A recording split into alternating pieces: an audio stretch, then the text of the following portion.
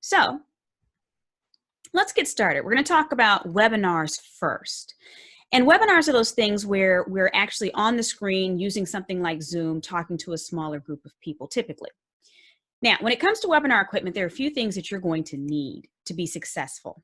And these are the basic items. We can get really spiffy from here, but the basic items you need is one, a camera.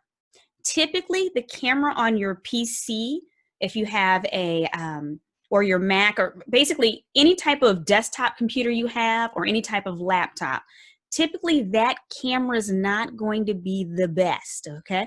So if you can get one, it would be awesome if you could go on Amazon or something, and Logitech has great HD cameras. Now, right now, at this very second when I'm recording during COVID-19, right now they're kind of sold out of cameras, or the prices are hiked up because so many people need them right now. And think about this, it's not just faith institutions, it's not even just businesses. All of these kids are at home right now having to use these to have their classes.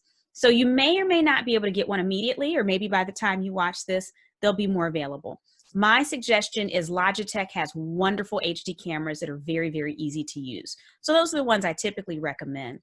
Otherwise, believe it or not, sometimes your iPads, iPhones, Samsung, smartphones, sometimes those cameras are actually better. But you have to figure out, are you more comfortable operating your webinar from the device or from a laptop or a desktop computer? You have to go with what you're comfortable with. And everything's not going to be perfect. It's more important that we do than we worry about perfection. But as we're on our path to serving and getting things done, we can keep tweaking and get a little bit better as we go along, okay? Now, outside of the camera, the second thing that you're going to need is a microphone, okay? Now, there's many different options. My personal favorite is the Yeti Blue, Y-E-T-I, Yeti Blue. That's what I have right here. I'll even, let's see if you can, boop. So that's the Yeti Blue. That's really, really good for webinars, great sound quality, but there's different options. Some people use the little headsets that they plug in to their devices. Do what works for you. I'm just giving you recommendations, but you do not want to rely on the microphone that is built into your laptop or that is built into your desktop. It's not going to be the best quality. Oftentimes that is too close to your speakers. And so that's when you get those weird echoes and feedback and things. And so if you want to minimize that as an issue, you probably want to get an external mic that plugs into the little USB drive if you're using a computer. All right, lighting is important. Now, one of the first things you can do is you can probably get away with using natural light if it's during the day and you're facing a window. So for instance, right now I am actually facing a window. I'm not using that light right now. I have the blinds closed, but oftentimes I do when I'm doing meetings during the day. The other option is you can buy a smaller light. So there's ring lights that you can purchase that aren't very expensive, that you sit up and it lights you. I have a little baby one here that almost looks like a little stadium light. I don't know if y'all can see that. Can you see the difference? You see how I look here? You see it gives me like a pretty little Oprah glow. But it's funny because at night, it actually looks like sunshine. So you do want to make sure that you have some type of lighting in addition to natural light if you can. Again, it's more important that you do. I don't want any of the advice that I'm giving you to keep you from being of service and having these meetings, but just know these are little things we can add as we go along. So if you're able to add the light now, go ahead and do that. The last thing is internet. Now, here's where things get interesting, because I know that not everyone in your congregations or your churches has access to internet. I understand that. But you as a leader, you need internet for you to be able to conduct these meetings. That's actually a non-negotiable here for you to be able to have these types of meetings that we're talking about today. Now, when we talk about internet, I do want to mention something to you.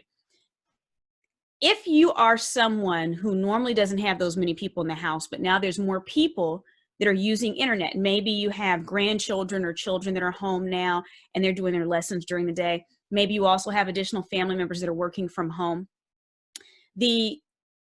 Before I go any further, let me just ask you this question first. All right, so here's a picture. I want you to take a look at this picture.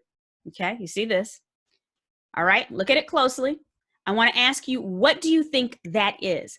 Is it what your hair looks like right now? I don't know, maybe. Is it a spaceship? Looks pretty aerodynamic, I don't know. Or is it a moo-me-moo? Or some people call it a moo-my-mo. Which one do you think it is? Now, by process of elimination, you probably said C, but you probably still don't know what that is. And that's okay. It's not a problem. So basically, when we have a lot of people pulling from the internet in our houses, typically we have a router that has one little antenna on it.